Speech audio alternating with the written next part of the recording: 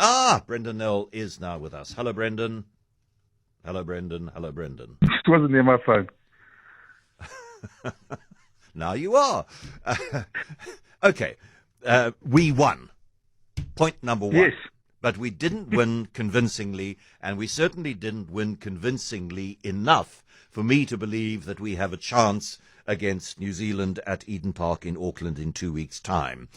But given the fact that the Pumas beat the All Blacks for the first time in 16 test matches in Argentina, does that change the equation? I think it does. I also felt that way on Saturday night. I felt really it was a Springbok performance that was sort of almost caught in two worlds. You know, the older guys probably slowing down, and the younger guys just not quite there yet, and just a bit. And got to give the Wallabies credit; they were sensational, and they're a lot better than people give them credit for. But I think it changed later in the evening, in the early hours of the morning, when Argentina beat the All Blacks. I think the All Blacks have got a lot of questions to answer as well. And now, the Rugby Championship is wide open. The Boks are straight back into it. Each team's got one win, so anybody can win it. Yeah, but what's that? You sort of hinted at it, the old guys and the young guys.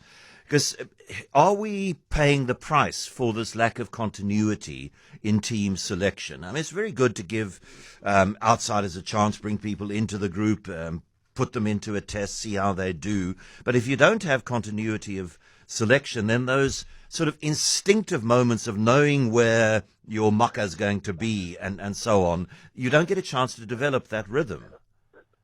Yeah, that's very true. And look, I think part of the problem is that we that should have probably happened last World Cup cycle. But the part of that problem was when COVID and the fact we didn't play rugby for a year, so they didn't get a chance to develop a lot of the guys at that stage, and they kept with the same guys. We're probably Russie's probably very aware that we're getting to a point that a bunch of these guys probably won't make the World Cup. And to get the younger guys up to speed is also not easy. It takes time. But yeah, I think he's got away with a lot of the changes, and won still over the last sort of 12 months. And so I suppose you get that sort of confidence that you can do it. And it's now when it's going to be interesting to see what he does, because a lot of those older players are starting to be a bit slower and they're starting to be a bit off the pace.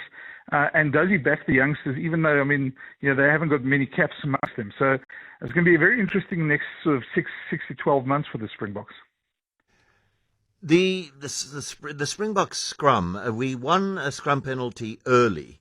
After that, it was parity. I mean, the Australians, even when Nongor and who was the replacement for Angus Bell came on, again, it was parity. That Australian scrum was rock steady. Are we losing our dominance in that area? I don't think so. I think if you look at this, this last week they had a bunch of setbacks. Losing Cian Pieter-Steph is huge for any team. Losing Jean-Luc just before kickoff.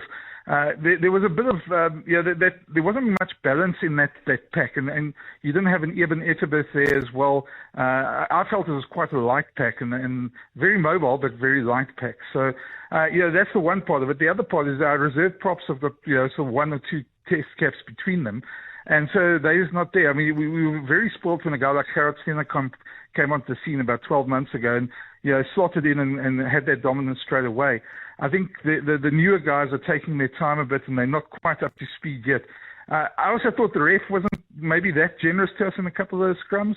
But the Boks need to learn to, play without that set-piece dominance. And that, I think, is probably a good thing in the long run, is to win without the set-piece dominance, because that's going to come at some point. Looking ahead to Eden Park and Wellington after that, but the primary focus must be on Eden Park and, interrupting that sequence which has seen the All Blacks not lose since losing to France in 1994.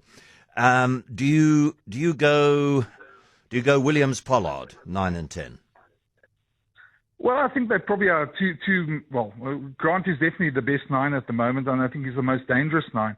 It depends how we're going to approach the game in the way we want to play, because Andre is the banker. He's the guy who's going to give you those penalties when you need, and if you're going to go for that sort of building up scoreboard, which I probably think we probably will.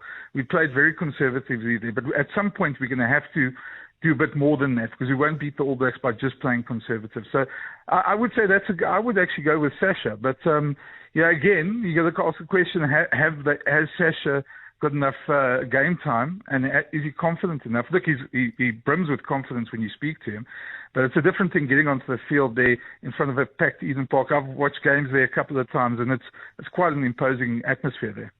Brenden Nel, rugby journalist.